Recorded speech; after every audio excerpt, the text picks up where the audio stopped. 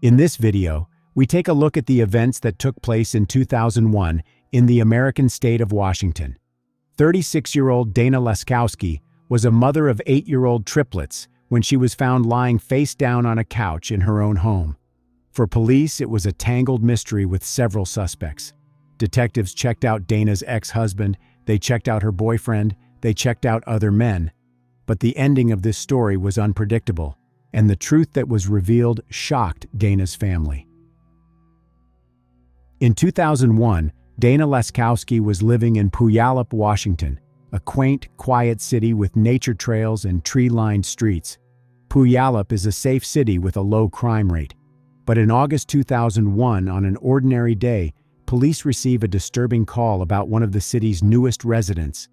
Dana was babysitting for 2 doctors and was supposed to arrive at work at 7:30 a.m., but she never showed up. This was very unusual for her, as she is very responsible.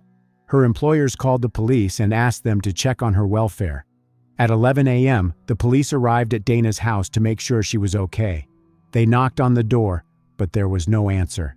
After checking the perimeter and looking in the windows, they did not see anything unusual. However, they found the back door open and decided to enter the house. The officers found Dana on the couch in the living room, under the blankets. She was lying with her head propped up on her arm and her other hand placed behind her back. Unfortunately, she was dead. Police did a cursory examination of the body for injuries such as stab wounds or gunshot wounds. They didn't find any of it, but they did notice injuries on her neck. There were marks indicating that she had been strangled. Sure, there are crime scenes where there are blood spatters, a victim on the ground, visible injuries, maybe a mess all over the room. That's not what happened in Dana's house. There were no weapons, nothing really broken. Dana was lying face down on the couch. When police turned her over, they found bruises on her neck and dried blood around her nose and ears. The medical examiner ruled that Dana had died from being strangled to death, probably by her own scarf. So police were looking for any trace evidence, DNA, body fluids, anything they could use to try to identify the killer. Dana's body was lying on the couch in an unnatural position. One of her arms was wrapped behind her back. She was lying face down. This suggested that there had been a struggle between her and the perpetrator. Whoever did this had enough strength to overpower someone who was literally fighting for her life. The facts indicated that the perpetrator was strong. There were abrasions on Dana's knees and elbows, indicating that she was not killed on the couch. Forensics treated the living room carpet with luminol and found traces of blood on it. This indicated that Dana was killed on the floor. The person who killed her then picked her up and placed her on the couch and covered her with a blanket. Investigators speculated that the killer was trying to make Dana comfortable. In this case, the fact that she was covered with a blanket may indicate that the perpetrator was feeling remorse or guilt. Maybe the killer was someone who felt affection for Dana. This isn't some random burglar who broke into the house. This is someone who may have known her, and that's important when looking for suspects. After the autopsy was performed, the police obtained important information. The medical examiner was able to approximate that Dana had been dead for several hours before police arrived and had likely died during the night or early morning hours of that day. Detectives began interviewing neighbors, and one of them said he heard a woman's screams coming from around 1 a.m. This provided police with their first idea of the time frame. By 7:30 a.m., Dana was likely dead, as she had failed to show up for work. After determining that Dana was killed between 1 o'clock and 7:30 a.m., the investigation delved deeper into her life in search of suspects. Dana was a mother of triplets, aged 8, who were with their father, her husband Steve, at the time of her death. They had recently separated, and this came to the attention of the police. Dana had started a new life, including new acquaintances, which increased the number of potential suspects among those she might have let into her home. Detectives reached out to her employers to see if Dana had been disturbed by any of the individuals she was dating. The people she worked for as a nanny mentioned a man named Adam who began stalking her. Dana had recently moved, and Adam, who worked for a cable company, was doing work at her house. Upon completion of the work, he asked Dana out on a date. Despite her refusal, he never gave up trying to spend the evening with her. Adam wouldn't take no for an answer, and his behavior eventually began to frighten Dana. She spoke of notes on the door, flowers and gifts, and constant messages from him that wouldn't stop. These actions indicated compulsive, controlling, and angry behavior that could lead Adam to consider committing a crime. Police learned that Dana had warned people that if anything happened to her, Adam would be responsible. Thus, Adam found himself in the spotlight as the prime suspect. His possible motive and behavior seemed to be convincing signs of guilt. Against all odds, Adam denied any involvement in Dana's death during his interrogation. The police thoroughly investigated his surroundings. They searched his car and his work locker, but found nothing suspicious. Adam behaved aggressively during the interrogation, insisting on his innocence. He was asked about his whereabouts on the night of the murder. Adam claimed to have stayed at home with friends. A check of his phone records confirmed what he said. Given his confirmed alibi, he was moved down the list of suspects in the investigation, and the police had to redirect their attention to other suspects. Investigators focused on a small but important piece of evidence, a phone number written fluently in pen on Dana's hand. After checking the number, they discovered that it belonged to a 35-year-old man named Julian. The fact that the phone number was written in pen on Dana's hand indicated its importance to her. Detectives tracked down Julian and invited him in for questioning to find out why his number was written on Dana's hand. His reluctance to give a coherent answer raised suspicion, which prompted them to look deeper into his relationship with Dana. Under pressure, Julian admitted that he was in a close relationship with Dana, even though she was dating his best friend Matt. After this revelation, detectives began to wonder if Julian could have been the killer. However, after checking his alibi, it turned out that on the night of the murder, he was at the bar from 10:30 p.m. to 1 a.m., as confirmed by witnesses and the establishment's staff. Thus, his alibi ruled out Julian as the killer. This led the detectives to wonder if Matt, after learning that Dana was secretly seeing his friend, could have committed the crime. Romantic relationships can awaken a storm of feelings in us, and such crimes are often caused by feelings that are out of control. Although it's not obvious to everyone, when it comes to crimes of this nature, the cause is often personal intimacy. This automatically brought Matt, the man Dana was romantically involved with, to the forefront as a suspect. Armed with Julian's information, investigators looked deeper into Dana and Matt's relationship. The asymmetry of feelings was obvious. Matt was burning with passion for Dana, while she, though she'd let him into her life, didn't have such strong feelings. Phone records showed that Dana was actively communicating with Matt on the night of the murder, with calls occurring between 11:30 p.m. and midnight. Dana's friends, in describing Matt, spoke of him as abrasive and rude, describing him as a biker who abused illegal substances and was capable of confronting several men at once, all of which made him an obvious suspect. While investigating Dana Laskowski, investigators discovered that Matt lived near Vancouver, Canada. That didn't make him immune to suspicion. He had the opportunity to drive from his house to Dana's house in a few hours. When questioned, Matt stated that he had planned to meet Dana, but he had been stopped at the border because of problems with his documents, which meant he was not involved in the crime. His alibi checked out. Since Matt was cleared of suspicion, investigators asked him for any information that could help solve Dana's murder.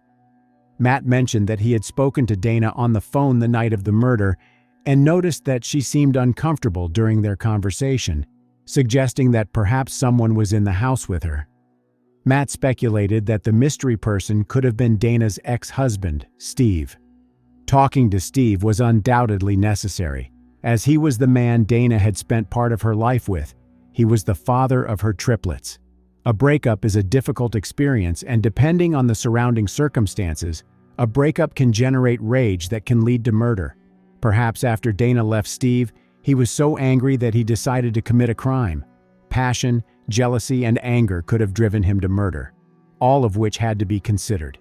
Detectives began to study Steve's identity and found out that he had issued a life insurance policy for Dana, adding financial motives to the list of possible motives for what happened. Steve was taken to the police station for questioning. In talking about his relationship with Dana, Steve appeared unusually withdrawn and aloof, reserved in his emotions. It was as if his feelings were extinguished. During the interview, the detectives noticed another suspicious detail. Steve had abrasions on his knees, similar to those on Dana's knees and elbows. Detectives suspected that an argument may have broken out between the two on the night of the murder. When detectives asked Steve about the abrasions on his knees, he explained that he had received them while playing baseball. However, one of the detectives there, being a true baseball expert, stated that such injuries were not consistent with typical injuries in that sport. After that, Steve became even more nervous. But did he have the opportunity to kill Dana? When asked about his whereabouts on the night of the murder, Steve stated that he was at home, a 5-hour drive from Puyallup. According to him, he put the kids to bed, filled up the car with gas, and drove to a local campground the next morning. His alibi was interesting. The fact that the triplets were absent from Dana's house the night she died could have been a mere coincidence, but it could also mean that Steve had planned the whole thing in advance. The round trip between Steve's house and Dana's house took 10 hours. Investigators seriously considered the possibility that Steve could have put the kids to bed, driven to Puyallup, committed the crime, and driven back. If Steve did go to Dana's house, investigators realized that he would certainly have to stop at a gas station. They retraced his possible route and investigated places where he might have filled up with gasoline. They checked surveillance footage and examined stretches of road where his vehicle might have been seen. Finding no conclusive evidence that Steve had made the trip, investigators eliminated him as a suspect. When all suspects were ruled out, the investigation ran into an insurmountable wall, and it became a source of immense frustration. The investigators had reached the point where no real suspect or plausible explanation for the nature of the crime remained. In the circumstances of this impasse, the position of Dana's body covered with blankets seemed particularly odd, a behavior that clearly indicated the unusual nature of the perpetrator. With this in mind, the police decided to involve the FBI in the investigation. The investigators asked the FBI specialist for help in drawing up a psycho profile of the possible perpetrator, because the local police did not have the necessary experience to recognize such specific signs. The FBI, having thoroughly studied the case, suggested that the crime was committed suddenly, in a fit of rage, and most likely impulsive, indicating a disorganized personality of the perpetrator. Specialists believed that the perpetrator who was in Dana's house that fateful night had no intention of killing her. Most likely, they knew each other, talked, and only then, in a fit of rage, did he attack. The police had turned their eyes to the ex-husband, the boyfriend, and even the stalker, but now the search had to be deepened. Someone was responsible for this crime. It remained to be seen who. With new information from the FBI, investigators decided to widen their search for suspects in the Dana Laskowski case. Now police were looking for someone who might have gone on a rampage if provoked. In search of new evidence, detectives scrutinized the video footage from Dana's funeral. It was necessary to find out not only who was present, but also how people behaved on this day of mourning. From a psychological point of view, it was important to see first who was present, and second, who did not come to Dana's funeral.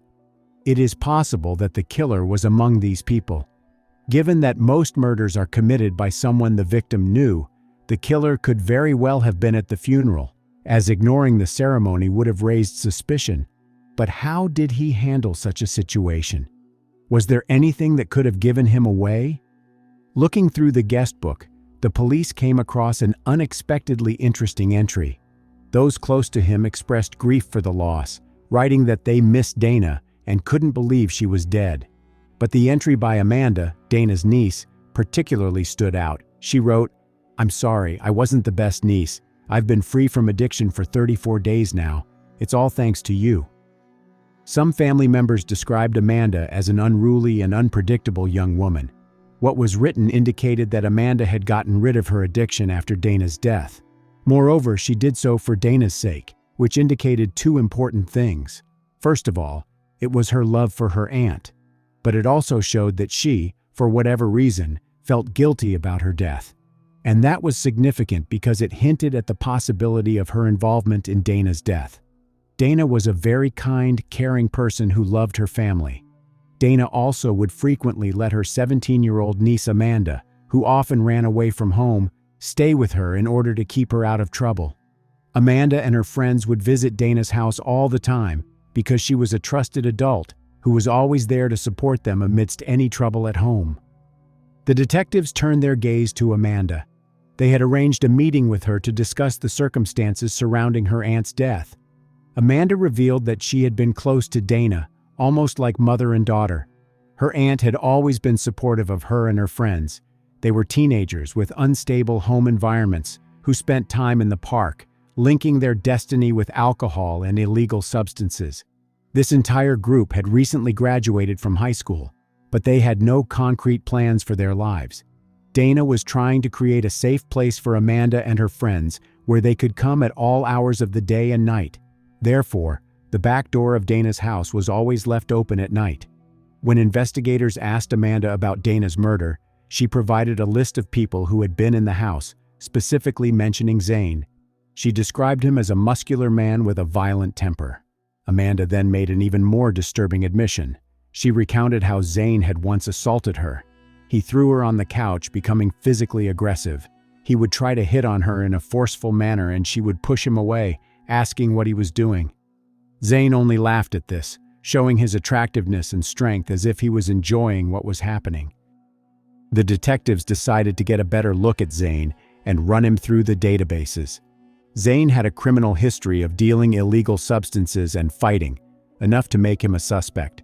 One of the detectives contacted his young informant to learn more about Zane.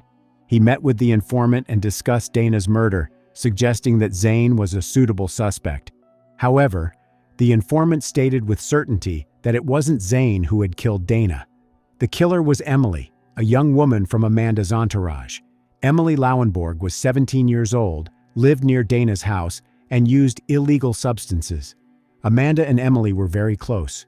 Perhaps they were even best friends. The detective, upon hearing the story, began to doubt its veracity.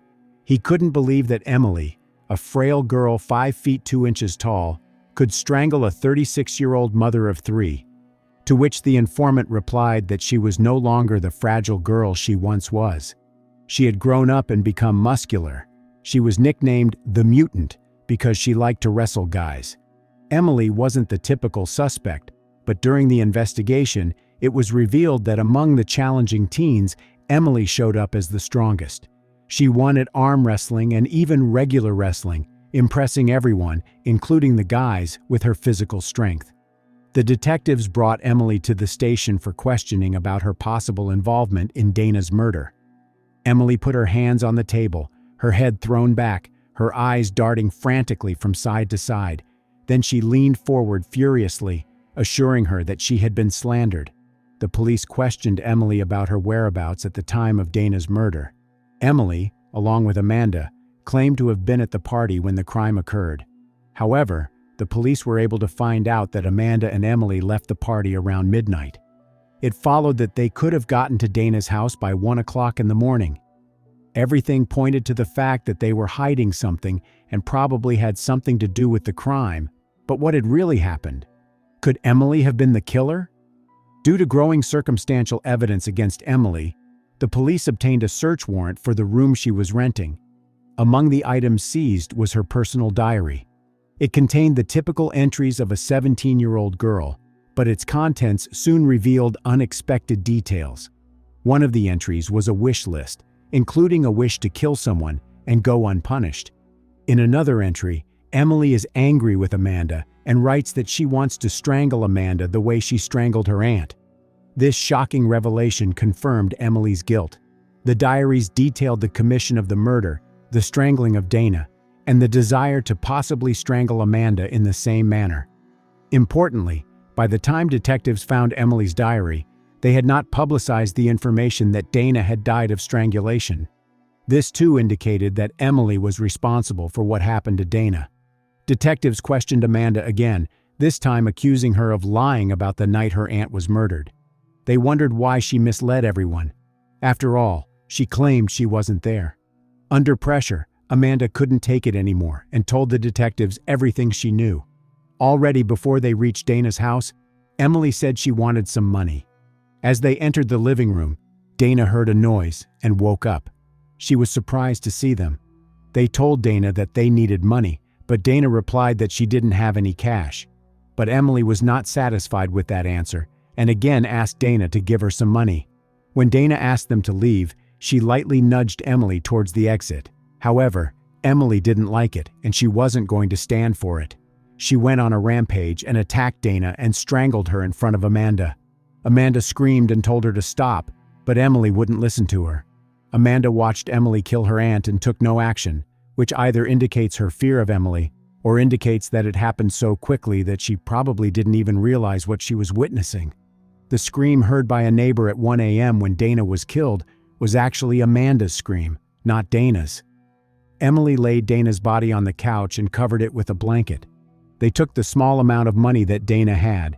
Before leaving, Emily paused for a moment to retrieve one item from Dana's closet, a black shirt. Emily showed up at Dana's funeral wearing that very shirt. It was her show of strength and dominance. The question plaguing the investigators was motive.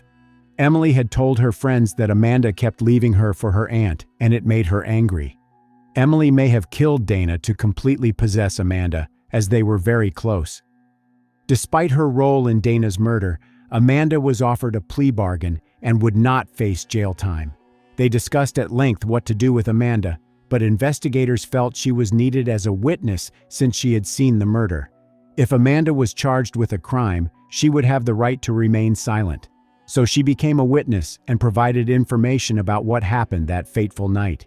It was the crucial information authorities needed. Still, prosecutors doubted they could prove Emily's guilt to a jury due to her inconspicuous physical size, and instead let her plead guilty to the lesser charge of manslaughter. She was found guilty and sentenced to 6.5 years in prison. After serving 5.5 years, Emily Lauenborg was released in 2008.